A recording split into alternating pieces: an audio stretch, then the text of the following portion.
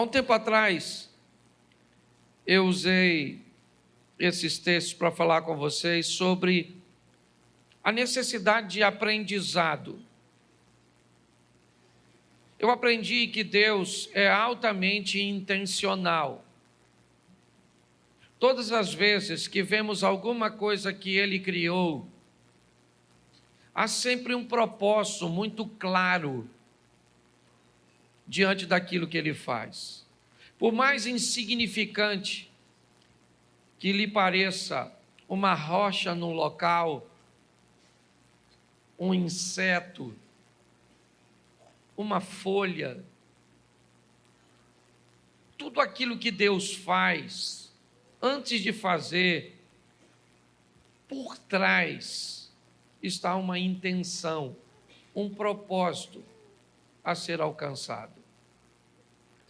Se nós entendemos que o êxito de Jesus, ao passar por esta terra, tinha a ver com a intenção daquilo que ele fazia, ele era alguém que não fazia nada por acaso, sempre atendia a uma agenda, um cronograma, e por isso ele obtinha sucesso. Nós estamos num culto de campanha, eu estou voltando de Israel, e todas as vezes que eu me deparo com uma situação de aprendizado, eu procuro retirar o máximo possível. E do guia que estava comigo, ele me disse algo, apesar de não ser cristão, ele me disse que o êxito de Jesus estava em sempre fazer as coisas para os outros. Basicamente, você só vai encontrar uma oração feita por Jesus em prol dele mesmo. Se possível for, aparte de mim este cálice. Todas as outras coisas que ele fazia, sempre estava focando outras pessoas. Até para seus algozes, aqueles que o estavam crucificando, ele diz: Pai, perdoa, porque eles não sabem o que fazem. Era sempre para curar alguém, para ressuscitar alguém, para libertar alguém, para mudar a vida de alguém, porque me parece que a receita do sucesso de um indivíduo é melhorar a vida do outro indivíduo. Quanto mais focado eu tiver em melhorar a vida das pessoas, provavelmente mais êxito eu vou ter. Quando eu olho para uma vida que só pensa em si mesmo, parece que ela está desconectada com Jesus, porque o propósito sempre foi o próximo. Mas eu quero que você entenda que as adversidades, elas sempre farão parte da nossa vida. E nós vamos precisar aprender com elas. Porque quando eu aprendo, não apenas eu mudo a minha vida, mas eu mudo a vida das pessoas que estão ao meu redor. O tema da minha mensagem é aprendendo com as tempestades. Porque durante as tempestades, você vai se deparar com duas situações, ou com vítimas, ou com pessoas fortes.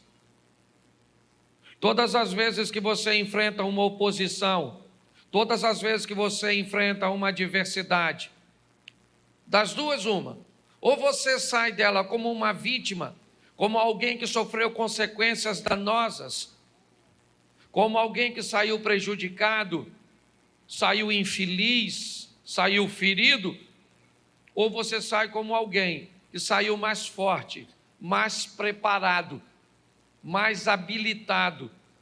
Então, todas as adversidades que vêm, elas trazem consigo, e aqui eu separei 4, que eu vou tratar como tempestades, como ambientes que geravam desconforto para aqueles que estavam vivendo.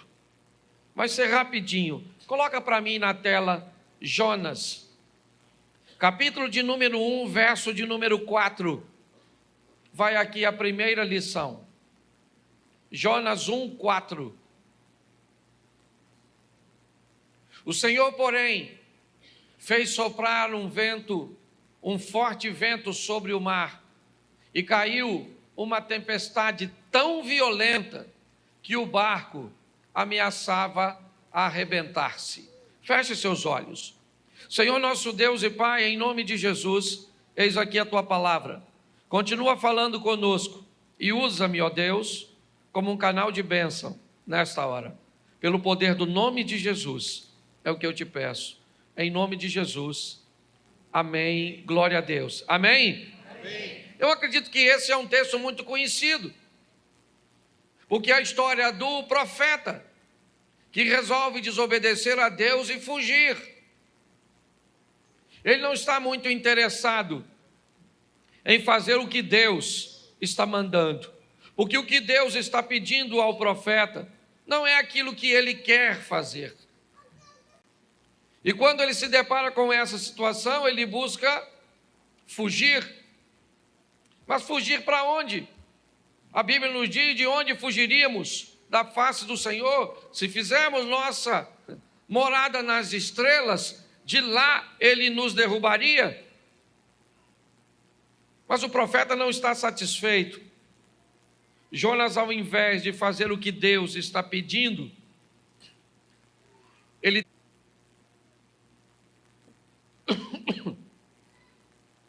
Mas preste atenção, todas as vezes que alguém resolve desobedecer, ele precisa estar preparado a lidar com as consequências da desobediência. O que normalmente nós temos tendência a chamar de castigo. Eu tenho falado isso muito para a igreja. Utilize as palavras certas, as colocações certas, e provavelmente,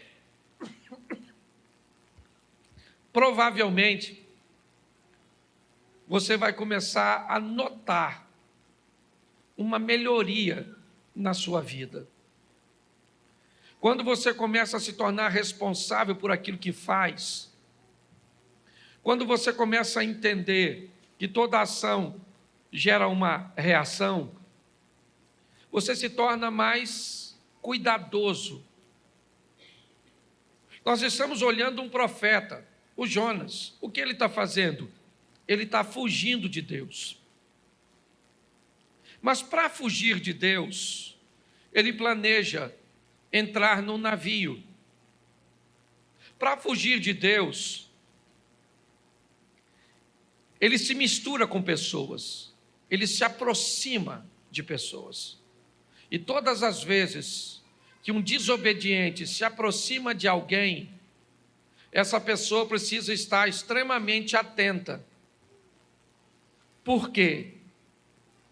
Porque assim como uma fruta podre, ela pode apodrecer com muito mais facilidade às demais, um desobediente, quando entra na vida, na família, na rede social, na empresa de alguém, ele traz consigo todos os prejuízos. Quando Jonas entra no barco, o texto diz que o barco ameaçava a despedaçar. Por quê? Porque esse camarada entrou.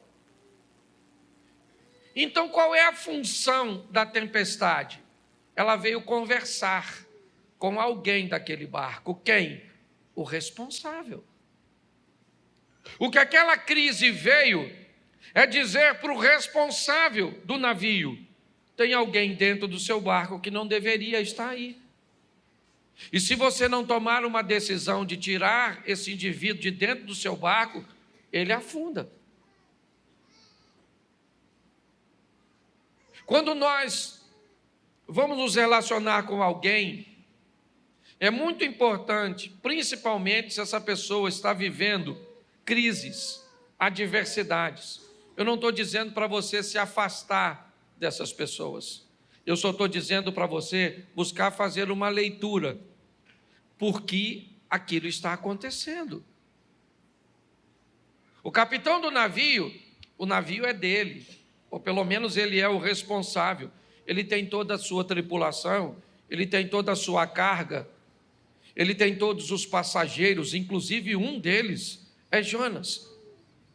Mas agora, tudo aquilo está ameaçado, porque alguém entrou, e esse alguém não deveria estar lá. A tempestade veio, ela era violenta, ela está sacudindo o barco já está correndo o risco de naufragar. O capitão do navio, então, ele é responsável, e ele então começa a procurar. Ele começa a buscar, provavelmente, alguma coisa que ele possa jogar fora. E a primeira coisa que ele viu, a carga.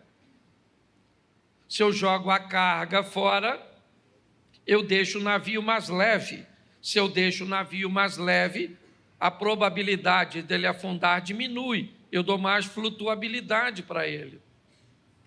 Então ele pega a carga e joga fora. Ele joga as malas fora. Ele joga tudo que ele pode jogar fora. Mas espera aí, pastor. O senhor não disse que o problema é Jonas? Pois é. Mas enquanto você não sabe o que precisa jogar fora, você corre o risco de jogar fora aquilo que não precisava jogar. Enquanto você não consegue descobrir o que é que está te levando para o fundo, o que é que está te prendendo, o que é que está te puxando para trás, o que é que está travando sua vida, você corre o risco de perder coisas que não precisa perder. Por que eu perdi a minha empresa? Não precisava perder. Por que eu perdi meu casamento? Não precisava ter perdido. Por que eu perdi meu filho? Não precisava ter perdido. Por que eu perdi isso? Por que eu perdi aquilo? Por que eu perdi aquilo outro?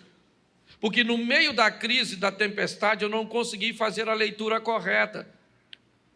E eu não consegui remover da minha vida aquilo que estava me puxando para trás. E quando eu não faço isso, eu começo a perder coisas que eu não precisava perder. Ele jogou tudo fora. O barco está vazio, mas vai afundar. Quando de repente, ele vai no porão do navio e se depara com Jonas, um homem dormindo. Ele não sabe quem ele é. Ele simplesmente acorda e diz para ele o que está acontecendo. Vamos lá no convés, cara. Você não está notando que esse barco vai afundar? Vamos embora, vai clamar o seu Deus. E quando ele puxa Jonas para o convés, preste atenção, eu já falei isso aqui. Na maioria das vezes, queridos irmãos, o que vai nos levar para o fundo, nem sempre é notório, nem sempre está diante dos nossos olhos. Às vezes o que vai destruir nosso casamento é aquilo que está no porão, e não o que está no convés. Às vezes o que vai destruir as nossas finanças é aquilo que está no porão. Aquilo que vai travar a nossa intimidade com Deus é aquilo que seu pai fez, e ele já morreu. Mas ficou aquilo no porão da sua alma, na escuridão, naquele lugarzinho úmido, que impede que o fogo do Espírito alcance por causa da umidade. Muitas pessoas não conseguem enxergar, porque não querem ir, talvez entrar nesse porão, trazer à lembrança novamente aquilo que te feriu. Não adianta mudar para um casamento novo se não corrigir a postura que acabou com o velho. Não adianta trocar de emprego, não adianta, não. Se não houver uma correção, se não houver uma mudança de postura.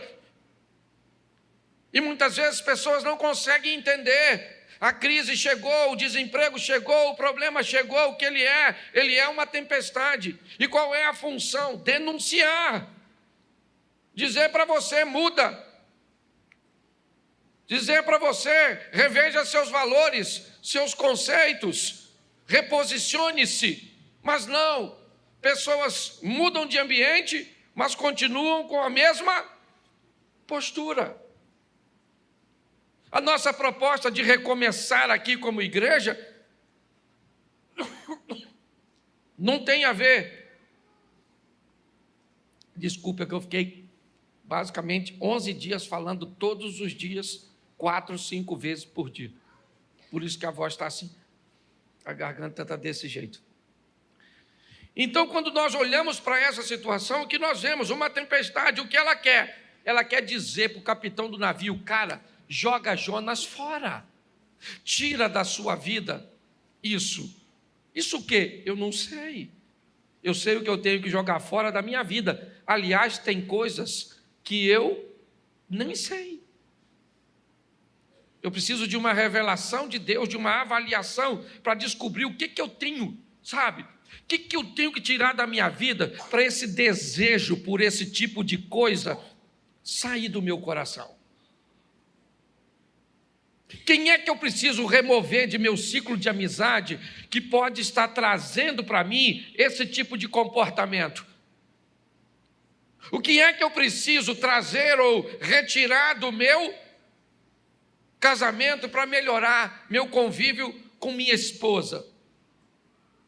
Eu preciso entender que essa tempestade aqui de Jonas, ela é uma tempestade que vem para denunciar, ela vem para dizer: ô, cara, entra aí na sua vida, vai lá no porão, vasculha, pare de perder o que você não precisa perder, pare de jogar fora o que você não precisa. Invista um pouco de tempo para vasculhar a sua vida à luz da palavra de Deus e descobrir quem participa, quem não participa, o que eu devo fazer, o que eu não devo fazer, porque muitas tempestades e crises têm apenas um propósito: denunciar. Tira, quanto mais rápido você tira. Presta atenção, cadê o Jonas? Joga o Jonas fora, a tempestade está aí, eu jogo ou não jogo? Presta atenção, o Jonas falou, o problema sou eu. Ele falou para o capitão, está no texto, depois você lê, mas ele não pulou. Porque ele poderia falar: gente, ó, o problema da tempestade sou eu, fica tranquilo que eu pulo. Mas não é função do problema sair da sua vida. É função sua dizer: eu não quero você aqui. Somos nós que temos que decidir. O capitão do navio fica com medo de jogar. É lógico que ele está com medo, ele está desconfortável. O que ele está pensando? Se a vida desse cara é tão preciosa para causar tudo isso, se eu jogo ele fora, corre o risco do barco afundar. Porque às vezes você fica com medo de terminar o namoro, que já está numa idade avançada. Pastor, se eu termino, como é que eu arrumo outro? Ruim com ele, pior sem ele. Pastor, esse emprego é a única coisa que sobrou. Pare de andar por segurança e comece a viver por fé. Entenda que Deus quer o seu melhor. Fale com Ele: Senhor, quem é esse miserável do Jonas que está na minha vida? Troca o nome. Talvez não seja Jonas, seja Roberto, Antônio, sei lá. Eu não sei quem é a pessoa, eu não sei. Talvez seja o Cláudio. Não eu. Quem é? Ah, pastor, meu pai. Seu pai? Sério, pastor. Sabe? Ele fez algo comigo que eu nunca esqueci. E por que ele não pede perdão? Porque morreu. Então não vai pedir mais. Então, pastor, mas eu não consigo esquecer. Então morre. Logo. Que você tira isso do seu coração, não tem jeito, gente. A postura dos outros não pode determinar a felicidade que você vai viver com Deus. Então está assim de gente vivendo crise que vem para dizer para você: joga esse Jonas fora. Acaba com essa sociedade, acaba com essa amizade. sai desse grupo de internet, não se mistura com esse tipo de gente na igreja, porque até na igreja tem gente ruim. Não é você, mas tem. Tem um povo ruim. E eu gosto dessas mensagens de denúncia. Quando a crise vem, eu pergunto: quem é? Onde é que está? Fala comigo. Senhor, me ajuda. Às vezes é coisa que eu estou lendo, é gente que eu estou andando, e aí eu tenho que falar, ó, não ando mais. Não preciso falar com a pessoa, lógico, eu só não ando mais. Porque não faz bem para mim, dá para você entender isso? Então fala para quem está do seu lado, procure o Jonas. Isso aí. Segunda tempestade. Marcos capítulo 4, verso 37. Bota Marcos 4, 37. Levantou-se um forte vendaval, e as ondas se lançavam sobre de modo que esse já ia se enchendo.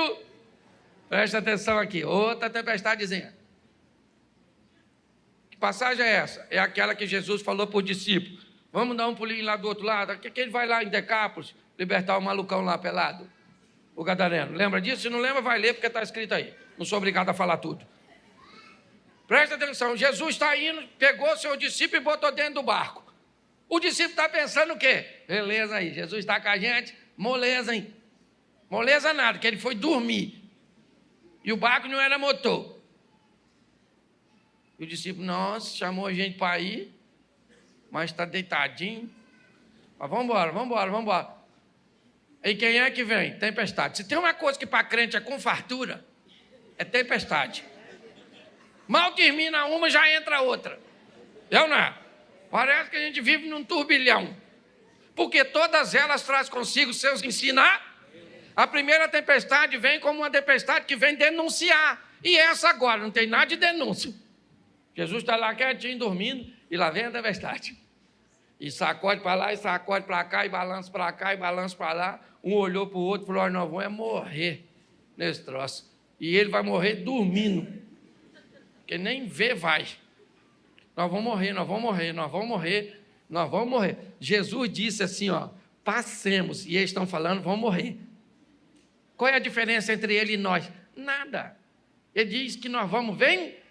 Mas o que a gente diz? Está difícil, hein? Não, estou numa luta, menino. Tem gente que parece lutador de UFC. Quando não está lutando, está treinando. Mas é todo dia apanhando e machucando.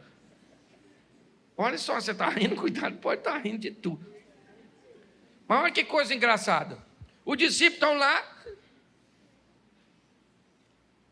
e de repente eles vão lá chamar Jesus. Ele falou: mestre, vou falar uma coisa para o senhor. Deu ruim. Porque olha só, nós vamos afundar. Já está decidido. Nós vamos afundar. Jesus levantou, falou para o vento: cala a boca. Ô mar, menos. Marola. Piscina. O vento aquietou. Os caras que andavam por Jesus ficavam olhando um para o outro, falando assim: quem é esse?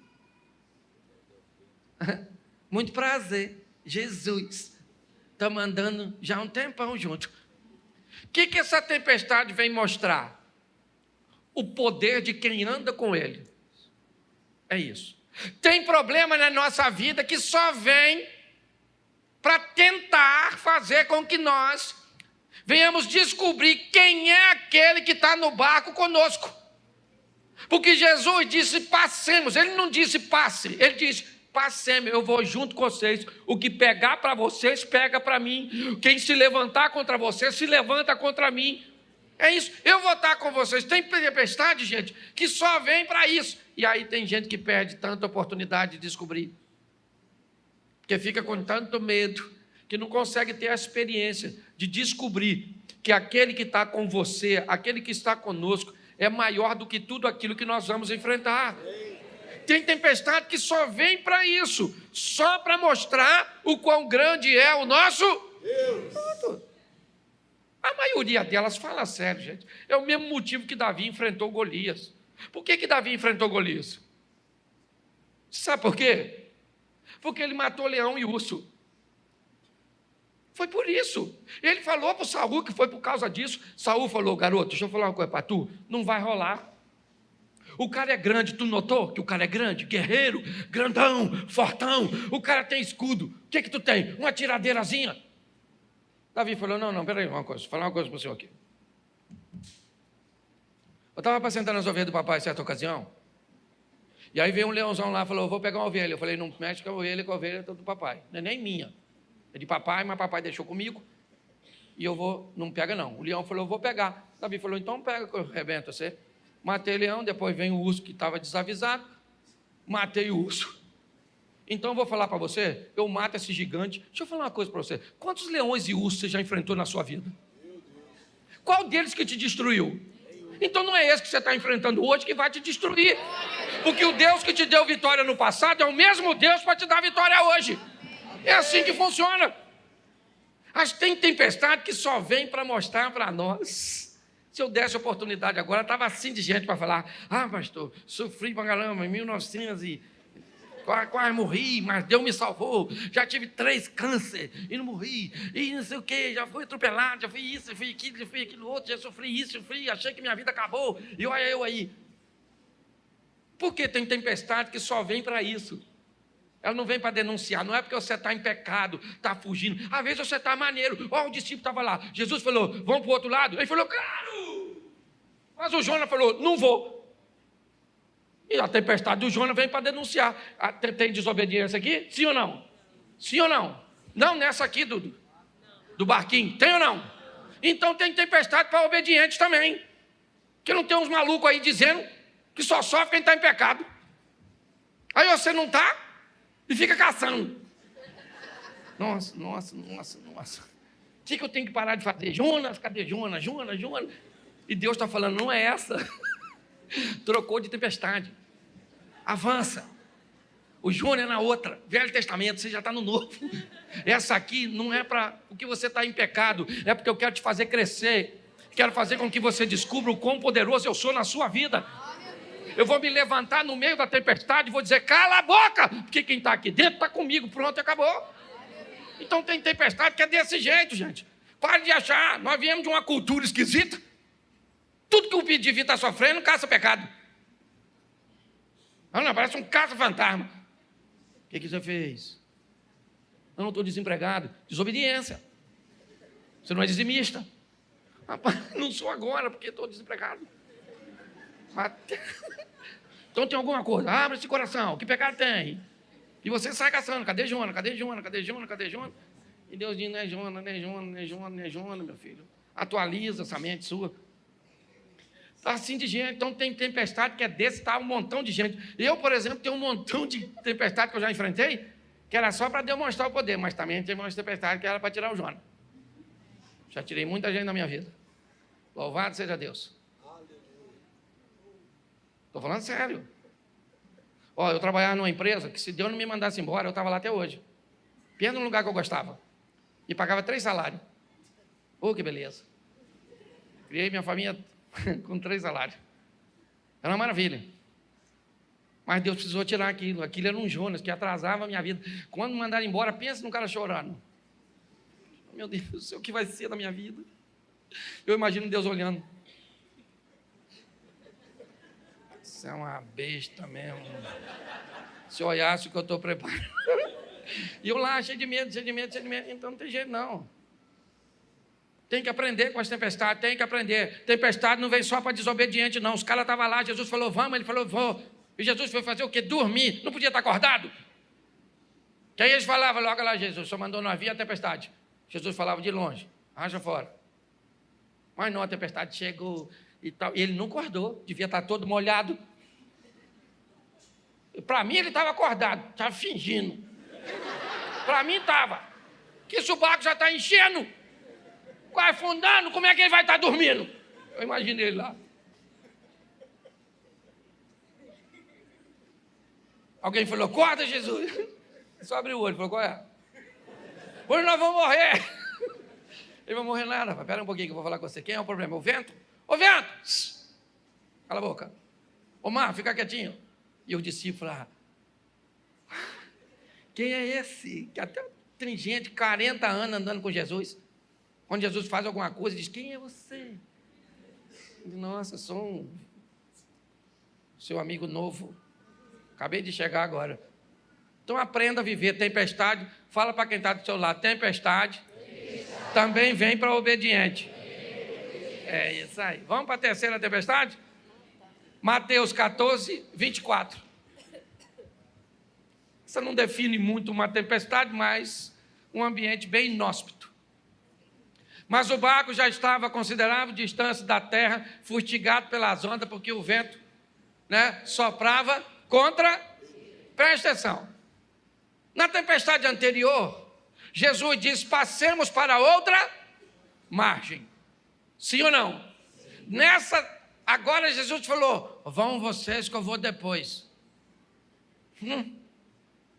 Por isso que o texto diz que Jesus obrigou, compeliu, insistiu, mandou, porque os caras não estavam a fim de ir. Se da outra vez com ele foi ruim, agora sem ele, pastor, por que agora Jesus não vai? Porque é outra lição. Tem lugar que ele vai contigo, tem outra que ele diz, vai você, que eu vou depois, para ver o que você é capaz de fazer. Foram lá.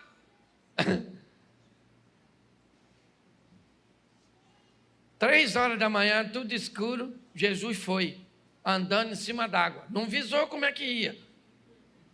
Está ele literalmente tirando onda, cantando Roberto Carlos. Esse cara sou eu. Eu imagino ele andando assim, batendo um papo e tal, conversando com as ondas. De repente os discípulos estão lá, tudo assustados. Nossa, tudo escuro. Hoje ele mandou a gente vir, não veio, falou tratante. Gente, desde quando eu me converti, estão falando que Jesus está voltando. Até hoje não voltou. É verdade, eu estou mentindo não, que ele vai voltar, ele vai, mas que voltou, não voltou. E os discípulos estão lá, e volta, não volta, não volta. De repente parece um cara andando em cima d'água, um holograma. Alguém falou. Ou um fantasma. Ô gente, se você está tudo escuro, aproximadamente 3h da manhã, tu já está com medo desgraçado. Alguém parece uma imagem em cima d'água, um infeliz de dentro do barco, era discípulo. Discípulo. Provavelmente um Judas Iscariote, um Tomé. Falou, fantasma. Ninguém correu. Não tinha onde correr. Estava em alto mar. Porque na maioria das vezes, durante a tempestade, não tem rota de fuga. Você tem que enfrentar. Tempestade não é para te destruir, nem para você fugir. É para que você veja o que Deus é capaz de fazer. Ou o que você é capaz de fazer. Porque na anterior, quem fez foi Jesus. E nessa? Está ventando, ventando, ventando, ó. Ventando, ventando. Pedro.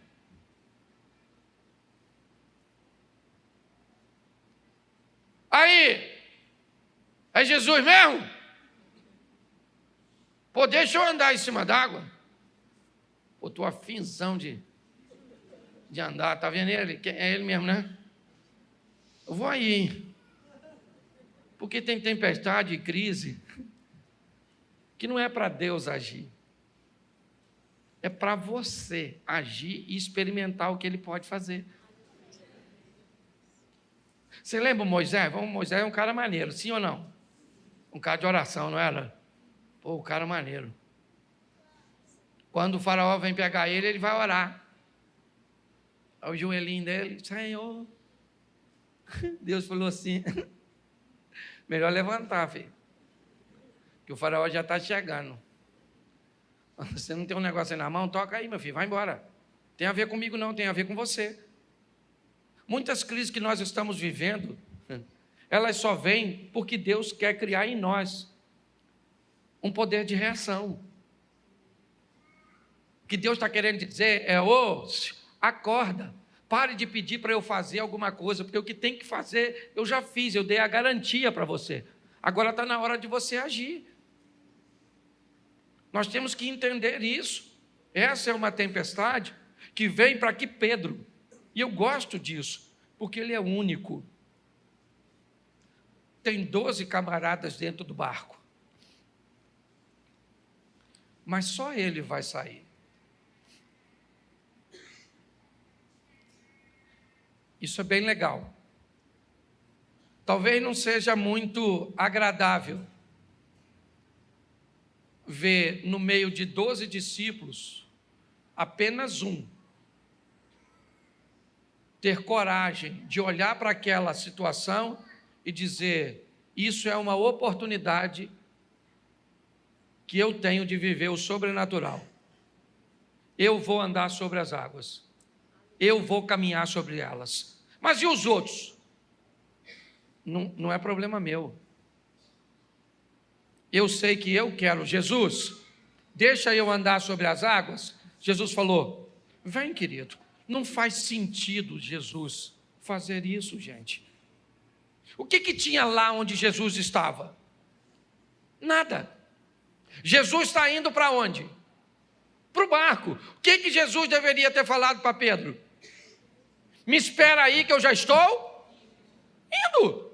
Não faz sentido você vir aqui, Pedro. Você quer vir aqui fazer o quê? Eu quero ir aí viver o sobrenatural e pronto. Eu quero experimentar isso. Gente, tem tempestade que vem na nossa vida só para que nós venhamos conseguir forças para tomarmos decisões que não tomaríamos. E pior, paramos de criar essa linha de uniformização, fazer o que todo mundo faz, pensar o que todo mundo pensa, porque o grande desafio de viver com Jesus é entender que ele foi um cara ordinário e um cara extraordinário. Essa foi a grande dificuldade do povo que viveu com ele naquela época e hoje. Durante 30 anos, ele vive uma vida ordinária, comum. Quando ele chega em Caná da Galileia, ele faz um milagre. E ali começa a nascer um Jesus extraordinário. Alguém que fazia coisas que ninguém fazia, que agia como ninguém agia. Sabe qual é o problema? O Jesus que a maioria das pessoas vivem é o ordinário, é o comum. É aquele que é filho de Maria, é filho de José, seus irmãos estão ali, morava naquela casa da esquina. Tem crise que vem para mostrar que nós podemos, através delas, ter as oportunidades de viver com Ele coisas extraordinárias. Eu já cansei de falar isso aqui, mas num culto como esse, imagine que essa passagem aconteceu ontem, terça-feira. E hoje, o culto está acontecendo. E eu fosse um dos 11 discípulos que fiquei no barco. E eu diria para toda a igreja, dizia: gente, deixa eu falar uma coisa para vocês. Ontem, eu estava no barco e eu vi 2 homens andando sobre as águas. Mas o Alexandre poderia se levantar aqui dentro da igreja e dizer: pastor, empresta o microfone. E ele poderia dizer: gente, só para ficar registrado, um dos 2 homens era eu. Fui eu que saí, junto com Jesus. Porque quem fica no barco só conta milagres a respeito dos outros. E quem sai do barco conta milagres a respeito de si mesmo. A questão é quem você quer ser. É isso. É a hora de agir. Todos estavam com medo, inclusive Pedro. Não foi fácil. Pastor, como é que o senhor disse que ele está com medo se ele saiu? Ele esboça isso quando está chegando. Ele começa a afundar. Jesus disse para ele: homem de pouca fé, segura aqui. Então a terceira tempestade, ela vem como uma oportunidade de nós fazermos. A primeira é uma que denuncia, joga fora aquilo que está te levando para o fundo. A segunda é aquela que te dá a oportunidade de ver Deus agir a seu respeito. A terceira é aquela que dá a oportunidade de você agir a seu respeito. É assim. E agora, a última é Atos dos Apóstolos. E eu deixei a pior por último. Capítulo 27, verso 18. E depois do 18, nós vamos ao 41 e o 44. Vamos ao 18 primeiro.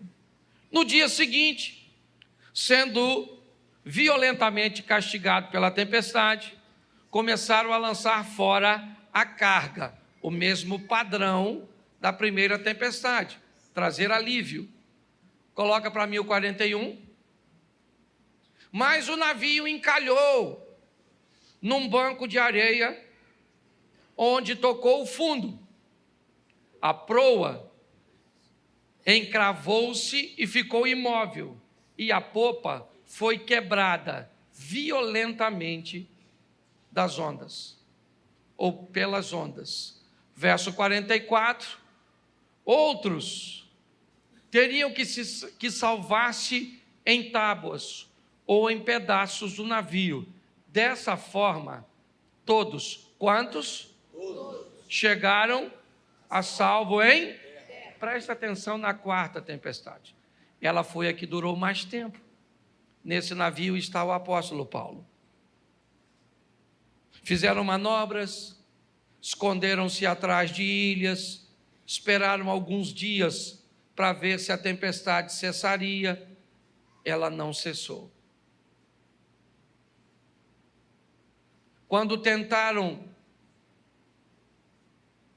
navegar um pouco mais, nós vimos que o navio encalhou e as ondas nele encalhado começaram a bater de uma tal forma que ele se rompeu. Bom, o navio do capitão, ele jogou Jonas e foi embora em direção a Tarsis, a Espanha. O barco de Marcos, capítulo 4, a partir do verso 35, Jesus repreende o vento e o mar e fica tudo certo.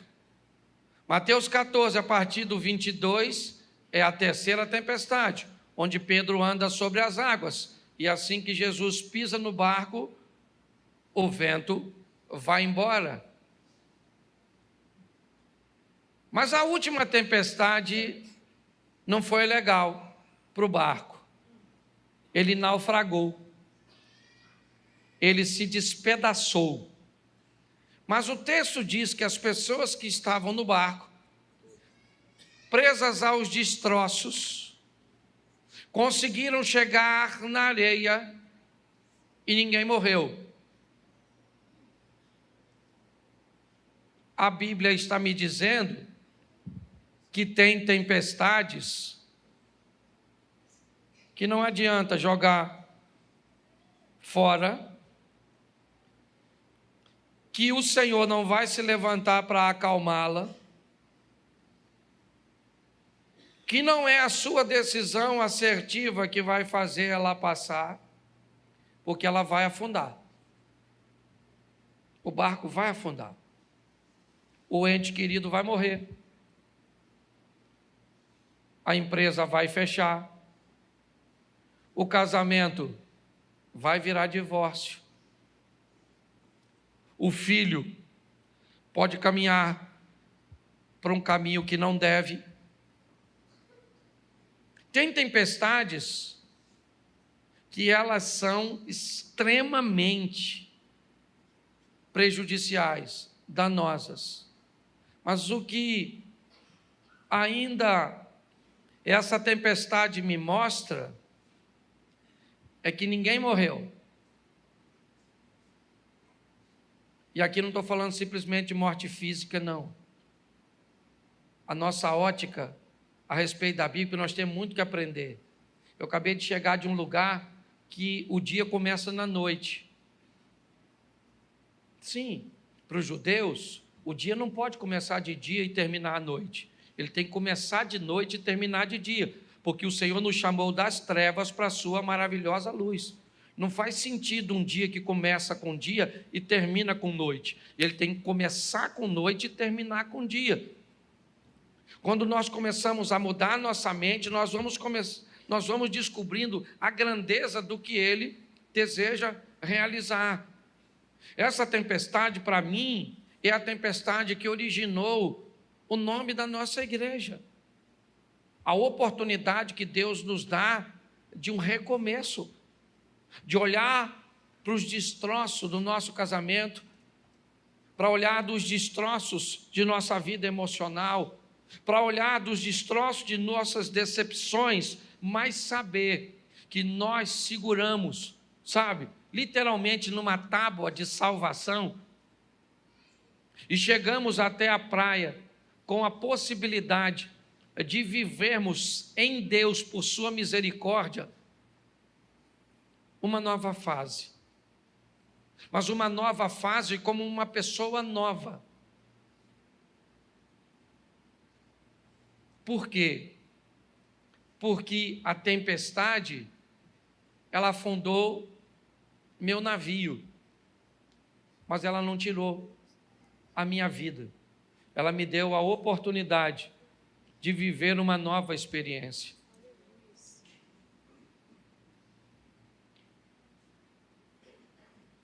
É muito importante nós entendermos isso. Uma nova oportunidade concedida, antes de ser aproveitada, irmãos, é preciso que faça uma revisão no que aconteceu para que nós vivenciássemos isso. Foi isso que tirou Ezequias do buraco. Por que é que nós estamos aqui? Porque nossos pais viraram as costas para Deus, apagaram a lâmpada, não queimaram incenso, nem ofereceram holocausto ao Deus de Israel. Agora eu estou resolvido a fazer uma aliança. Eu quero uma nova oportunidade, mas para tomar uma postura diferente. Vamos sair daqui primeiro para fazer uma leitura. Que tempestade eu estou vivendo? Eu não vou pedir para você levantar a mão, mas a maioria de nós sempre estamos envoltos numa tempestade. Pastor, eu acho que a minha é a oportunidade de achar o Jonas, que aliás, até tem gente que já sabe quem é, ou onde o Jonas está, mas tem medo de jogar ele fora. Outro já diz, nada pastor, essa aí é porque Deus vai se levantar a meu favor. Beleza, você vai ver a mão de Deus. Pastor, a minha eu acho que não tem nada a ver com Deus, que eu estou esperando Ele agir há tanto tempo, que hoje eu descobri que quem tem que agir não é Ele, sou eu. Ô pastor, a minha acabou com o meu barco. Eu garrei numa ripa, não foi nem numa tábua, só tinha um pedacinho. Pois é, eu não sei, eu só sei de uma coisa: você não está nesse mundo para perder. Amém. Você veio aqui para ganhar. Amém. Posso ouvir um amém? Amém. Isso aí, nós viemos aqui para ganhar.